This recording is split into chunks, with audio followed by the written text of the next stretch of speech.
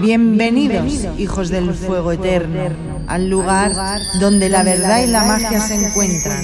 Salve, buscadores del sol negro, preparaos para adentrarnos en un nuevo misterio. El rostro verde. Comencemos.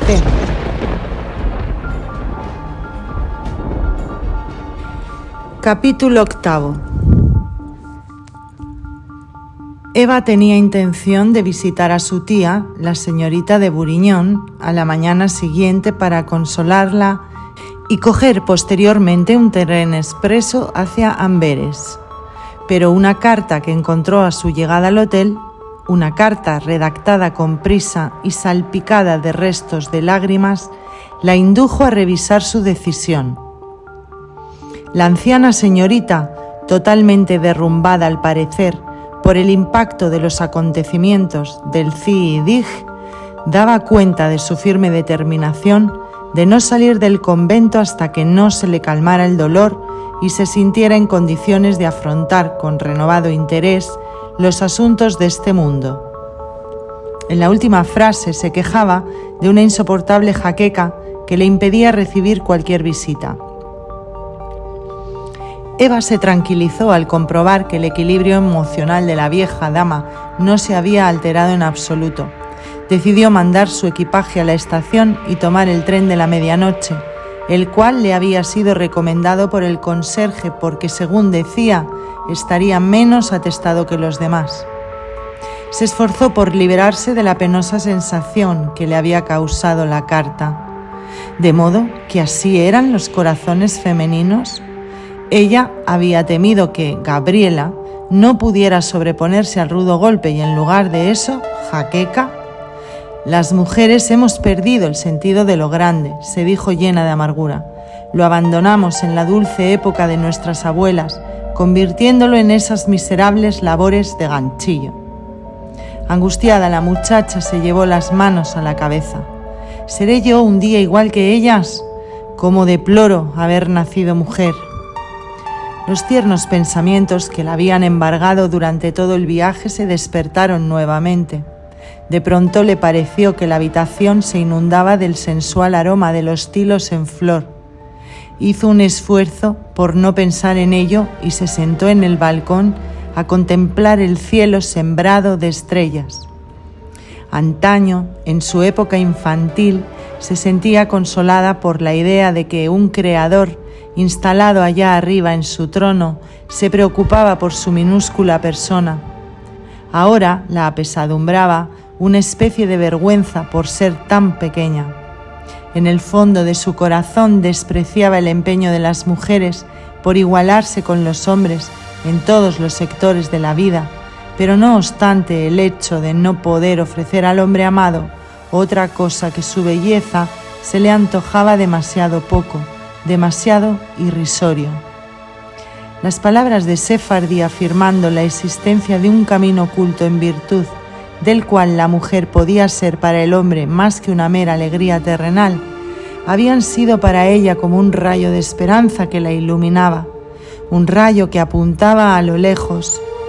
¿Pero por dónde buscar la entrada? Llena de vacilación, trató de reflexionar sobre el modo de poder hallar ese camino, pero no tardó en darse cuenta de que, en lugar de la lucha enérgica por la iluminación que un hombre libraría, su tanteo no era más que una débil e infructuosa súplica de luz dirigida a los poderes que se esconden tras de las estrellas. Experimentaba el dolor más dulce y hondo que puede consumir a un corazón joven y femenino: encontrarse con las manos vacías frente al ser amado mientras se desea con toda el alma darle un mundo de felicidad. Se sintió triste y miserable. No había ningún sacrificio, por duro que fuese, que no hubiera hecho con júbilo por él. Comprendía, gracias a su delicado instinto femenino, que lo máximo que una mujer podía dar era el sacrificio de sí misma. Pero todo cuanto imaginaba poder ofrecer le parecía una vez más ridículo, efímero e infantil comparado con la dimensión de su amor. Someterse a él en todo, ahorrarle cualquier preocupación, leer el menor deseo en sus ojos. Todo esto debía de ser muy fácil, pero ¿conseguiría con ello hacerlo feliz? Tales dones no sobrepasaban el nivel humano y lo que ella pretendía entregar tenía que situarse más allá de todo lo imaginable.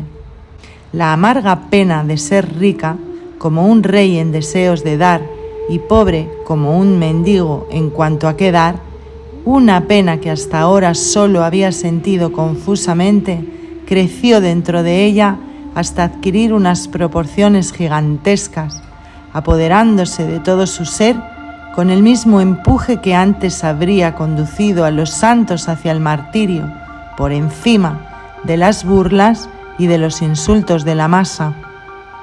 En la cumbre de su sufrimiento, apoyó la frente en la baranda y con los labios crispados profirió una muda súplica: que se le apareciese el más pequeño de aquellos que cruzaron por amor el río de la muerte y le mostrara el sendero que lleva hacia la misteriosa corona de vida, para que pudiese recogerla y darla. Como si una mano le hubiera tocado los cabellos, levantó la cabeza y vio que el cielo había cambiado repentinamente. Una hendidura de luz pálida se dibujaba de un extremo a otro. En ella se precipitaron las estrellas como nubes efímeras empujadas por el viento. Entonces se abrió una gran sala donde unos ancianos vestidos con amplias túnicas se sentaban en torno de una larga mesa, con los ojos clavados en Eva, como si estuvieran dispuestos para escuchar lo que iba a decir. El mayor de entre ellos tenía el perfil de una raza extranjera, llevaba entre las cejas una marca resplandeciente y de sus sienes brotaban 2 rayos luminosos como los cuernos de Moisés. Eva comprendió que debía formular un voto, pero era incapaz de hallar las palabras. Quiso suplicar a los viejos que escucharan sus ruegos, pero su oración no pudo llegarles porque se le había quedado atragantada en la garganta. La sala y la mesa se difuminaron y desaparecieron. Paulatinamente fue disminuyendo la hendidura hasta que la Vía Láctea la cubrió como una cicatriz centelleante. Solo el hombre de la señal en la frente permanecía visible. Con un rictus de muda desesperación, Eva le tendió los brazos para rogarle que esperase y la escuchara, mas él deseaba ya apartar la vista. Fue entonces cuando vio a un hombre montado en un caballo blanco que ascendía a galope a través del aire. Reconoció a Swammerdam. Swammerdam saltó del caballo, se acercó al anciano, lo increpó rudamente y se lanzó sobre él con furia. Después, con un gesto autoritario, señaló a Eva. Ella supo lo que él estaba esperando. En su corazón retumbó la palabra bíblica de que el reino de los cielos tenía que ser tomado a la fuerza. Abandonó entonces las súplicas y, tal como Swammerdam se lo había enseñado, plenamente consciente de su victoria, de su derecho a la autodeterminación, ordenó al Señor del destino que la impulsara hacia la meta más alta que una mujer puede alcanzar, que la impeliera sin piedad hacia adelante, más veloz que el tiempo, dejando a un lado la alegría y la felicidad, sin perder un instante, aunque le costase 1000 veces la vida. Por el brillo de la marca frontal del hombre, comprendió que debía morir. Cuando había pronunciado la orden, el brillo se tornó tan deslumbrante que ahogaba su capacidad de pensar. No obstante, su corazón desbordó de alegría. Podía vivir, puesto que había visto el rostro del hombre al mismo tiempo. Tembló bajo la inmensa fuerza que se estaba liberando en ella, quebrando los candados que la encerraban en una cárcel de servidumbre. Sintió oscilar el suelo bajo sus pies y creyó perder el conocimiento, pero sus labios continuaban murmurando sin cesar la misma orden, una y otra vez, incluso cuando ya el rostro celeste se había desvanecido. Lentamente fue recobrando la conciencia de su entorno. Sabía que tenía que ir a la estación, recordó haber mandado las maletas, vio la carta de su tía sobre la mesa, la cogió y la rasgó en pequeños fragmentos. Todo era tan natural como antes y sin embargo, todo le parecía nuevo, diferente. Como si sus manos, sus ojos, todo su cuerpo no fuese más que una herramienta, como si ya no estuviese ligado de manera indisoluble a su yo. Tuvo la impresión de estar viviendo simultáneamente en algún lugar lejano del universo, estar viviendo otra vida indistinta y todavía poco consciente, parecida a la de un recién nacido. Los objetos que se hallaban en la habitación no se distinguían esencialmente de sus propios órganos. Unos y otros eran objetos útiles al servicio de la voluntad y nada más. Se acordó de la tarde pasada en el parque de Hilversum y experimentó una sensación alegre y tierna, como si se tratara de un entrañable recuerdo de la infancia, pero esos momentos eran insignificantes y minúsculos en comparación con la felicidad indecible que el futuro iba a proporcionarle. Su estado de ánimo era semejante al de una ciega que solamente hubiera conocido la noche cerrada y que un día, al enterarse de que podrá recuperar la vista, siente cómo dentro de su corazón palidecen todas las demás alegrías. Quiero saber si era a causa del contraste con su reciente experiencia, por lo que todo el mundo exterior le parecía de golpe tan secundario. Todo lo que le transmitían los sentidos no era sino un sueño, un espectáculo sin trascendencia para su yo recién despierto. Al ponerse el abrigo y verse reflejada en un espejo, sus propios rasgos le resultaron extraños. Necesitó recordar que era ella misma quien se encontraba allí. Cuánto hacía estaba marcado por la misma calma casi cadavérica. Miraba serenamente el porvenir pese a su oscuridad impenetrable, como quien sabe que el barco de su vida ha echado el ancla y espera ecuánime la mañana siguiente, indiferente a las tormentas de la noche. Pensó que ya iba siendo hora de ir a la estación, pero la retuvo el presentimiento de que no volvería nunca a Amberes. Cogió papel y tinta para redactar una carta a su amado y no pudo pasar el primer renglón. Se sentía paralizada por la certeza de que todo lo que hiciera por su propia voluntad sería en vano. Había mayores posibilidades de detener la trayectoria de una bala que de oponer resistencia al misterioso poder que se había apoderado de su destino. El murmullo de una voz que venía de la habitación contigua y al cual no había prestado ninguna atención se apagó súbitamente. El silencio que siguió acentuó en ella la sensación de haberse vuelto sorda para todo sonido procedente del exterior. Al cabo de un rato creyó oír un cuchicheo persistente, tan lejano como si viniera de otro país. Paulatinamente fue aumentando de tono, pareciéndose cada vez más a los guturales sonidos de una lengua salvaje y extranjera.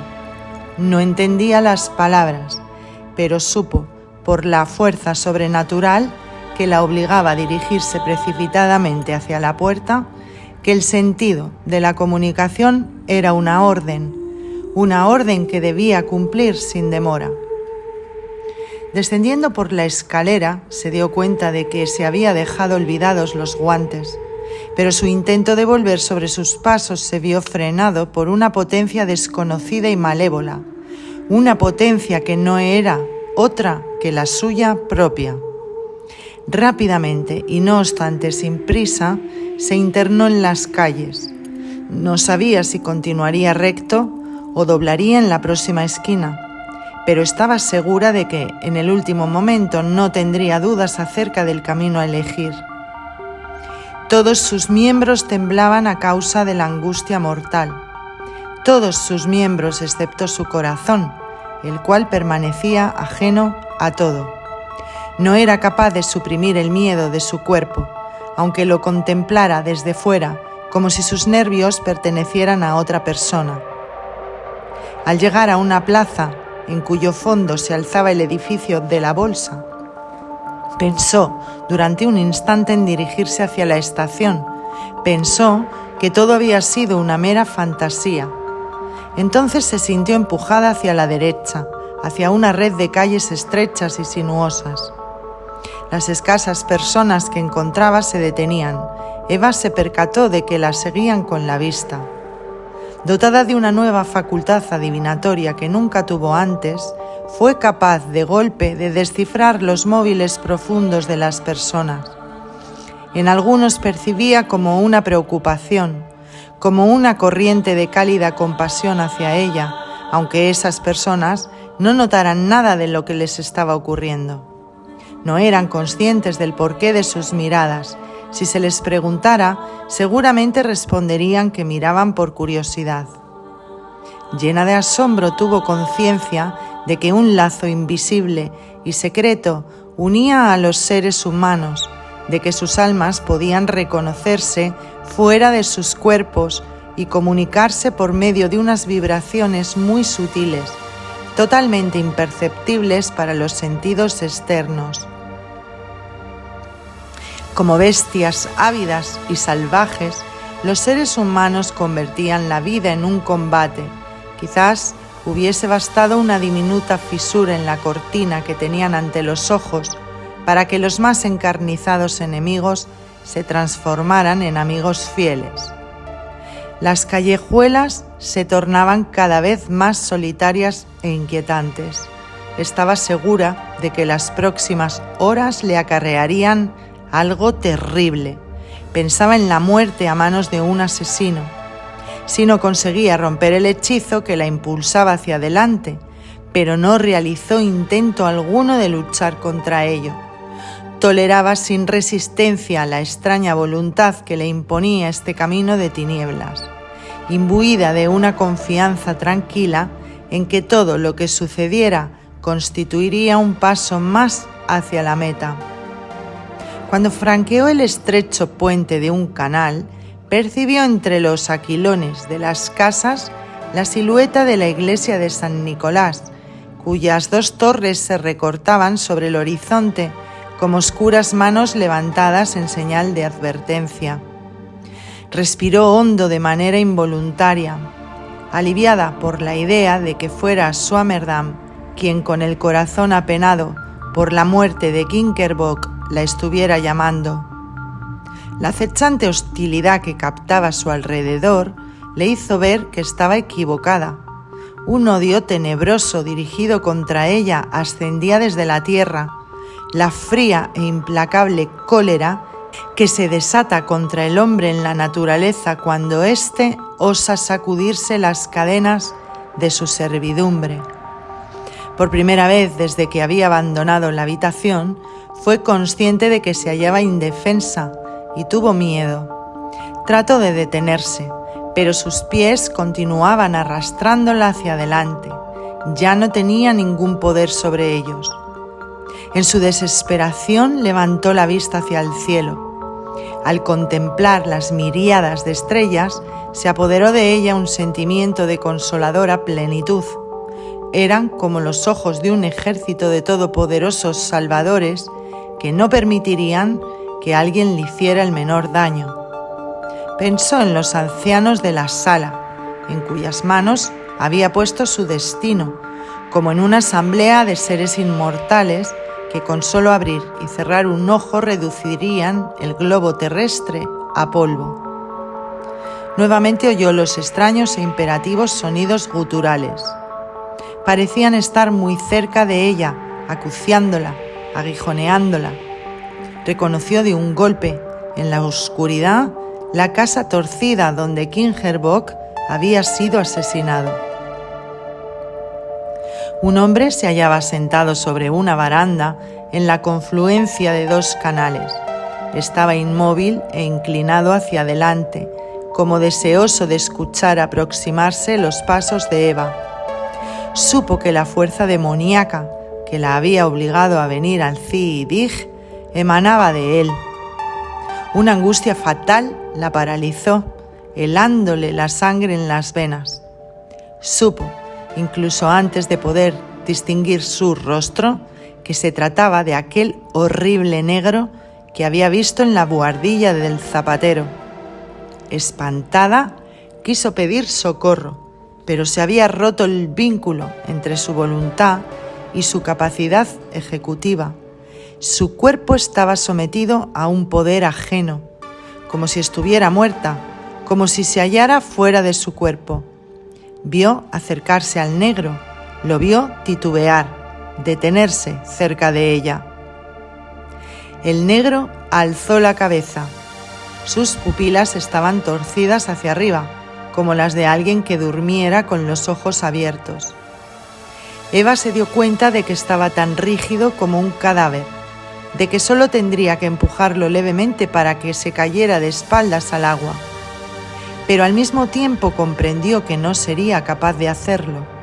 Se vio a sí misma como una víctima indefensa que se hallaría en manos del negro en cuanto despertara. Podía contar los minutos que la separaban del mortal desenlace. Un calambre intermitente en la cara del negro le anunció que iba recobrando el conocimiento lentamente. A menudo había oído decir que las mujeres, en particular las rubias, pese a su violenta adversión contra los negros, no podían evitar abandonarse completamente a ellos, como si la salvaje sangre africana ejerciera sobre ellas una mágica atracción que no podía ser combatida. Nunca lo había creído y despreciaba tal actitud como propia de criaturas bajas y bestiales. Pero ahora, horripilada, reconoció que realmente experimentaba un impulso así. El abismo aparentemente infranqueable que existe entre la aversión y la embriaguez de los sentidos, en realidad no era más que una delgada pared transparente, una pared que al derrumbarse convertía el alma de la mujer en un campo de batalla para los instintos animales. ¿Qué era lo que confería la llamada mental del salvaje? Medio bestia y medio hombre, esa fuerza inexplicable que la había conducido como una lunática a través de calles desconocidas.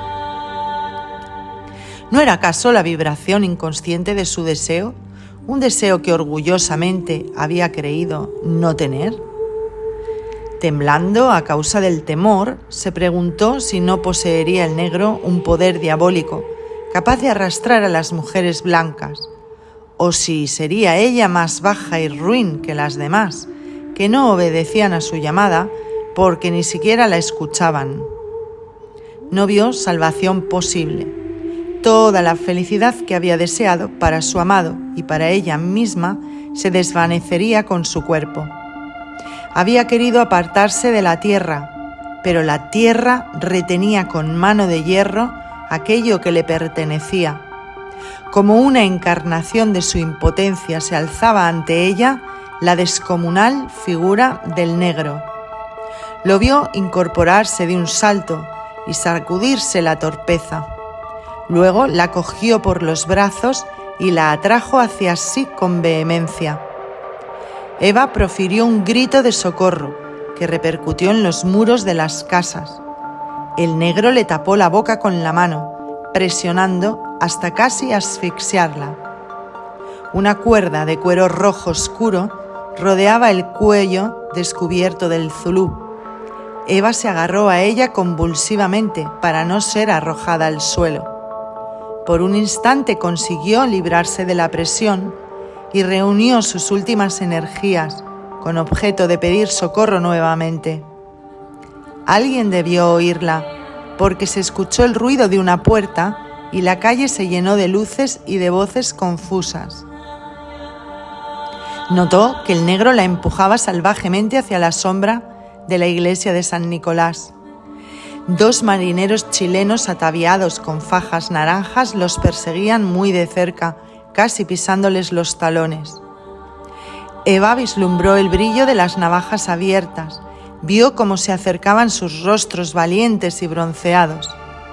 Continuó instintivamente aferrada al collar, estirando la pierna todo lo posible para impedir la carrera del negro, que sin embargo no parecía notar su peso, Bruscamente la levantó del suelo y siguió corriendo pegado al muro del jardín.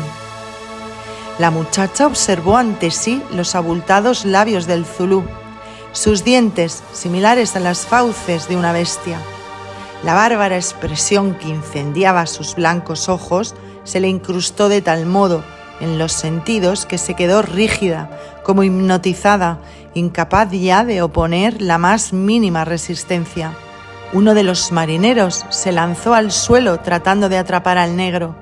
Quedó a sus pies encogido como un gato, apuntándole desde abajo con la navaja. El zulú elevó la rodilla con la rapidez de un relámpago y la descargó en la frente del marinero, que se derrumbó totalmente con el cráneo machacado.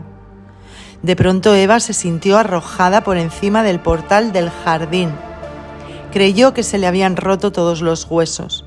A través de los barrotes en los que se habían quedado enganchados algunos pedazos de su vestido, pudo contemplar al negro luchando contra su segundo adversario. La lucha duró pocos segundos.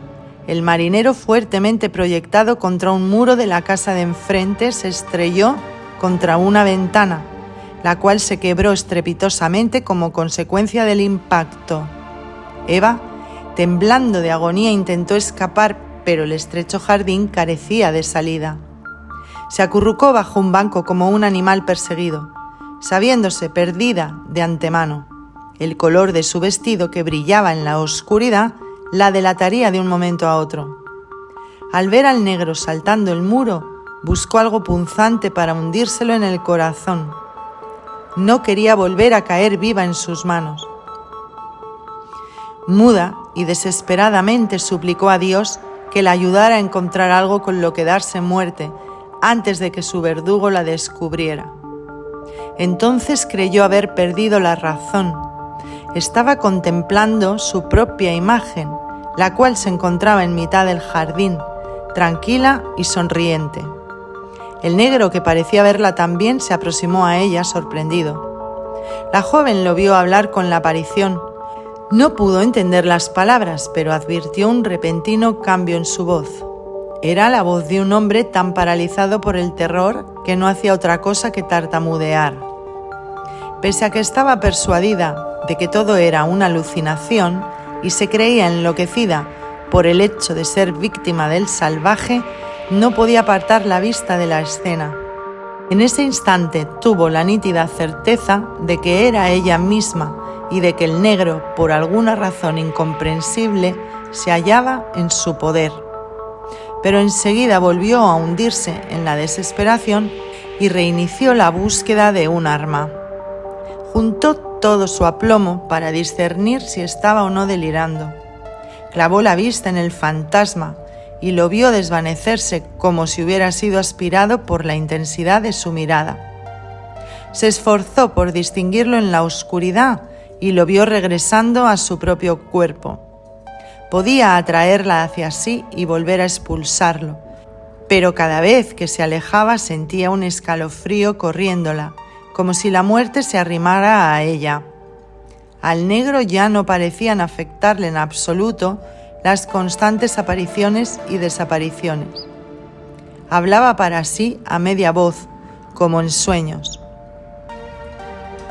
Eva intuyó que había vuelto a caer en el extraño estado de inconsciencia en que se lo encontró cuando estaba sentado en la baranda del canal. Temblando todavía, tuvo el suficiente coraje para abandonar su escondite. Oyó voces que llamaban desde la calle. El reflejo de las linternas en las ventanas de las casas transformaba las sombras de los árboles en una especie de tropa de fantásticos saltarines. Contó los latidos de su corazón. Ahora debían estar muy cerca las personas que buscaban al negro. Aunque se caía de agotamiento, se dirigió corriendo hacia el portal del jardín. Pidió auxilio con todas sus fuerzas. Finalmente perdió el conocimiento, pero aún pudo ver a una mujer de falda corta y roja arrodillarse junto a ella y mojarle la frente. Siluetas multicolores, semidesnudas, trepaban por la tapia. Agitaban antorchas y tenían cuchillos centelleantes entre los dientes. Parecían un ejército de increíbles diablos surgidos de la tierra para socorrerla. El resplandor de las antorchas circulando por el jardín animaba las imágenes de los santos en los vidrios de la iglesia. Brutales maldiciones, proferidas en español, se cruzaron en el aire. «Ahí está el negro, arrancarle las tripas». Vio marineros abalanzándose sobre el Zulú, vociferando con furia, y vio cómo se derrumbaban bajo los golpes de sus terribles puños. El Zulú se abrió camino entre la horda, oyó su grito triunfal hendiendo el aire, igual que un tigre que se hubiera liberado de sus cadenas. Se encaramó a un árbol y con un salto tremendo se lanzó sobre el tejado de la iglesia. Cuando despertó de su desmayo, soñó durante un instante con un anciano que tenía la frente vendada y que se inclinaba sobre ella llamándola por su nombre. Creyó que se trataba de Lázaro Idóter, pero enseguida percibió cómo sus rasgos se transformaban en los del negro, con sus blancos ojos y sus labios abultados, mostrando los dientes con ademán amenazador, tal como se le había quedado grabado en la memoria de manera indeleble. Su delirio febril le hizo perder nuevamente el conocimiento. El guía debe venir del reino del espíritu.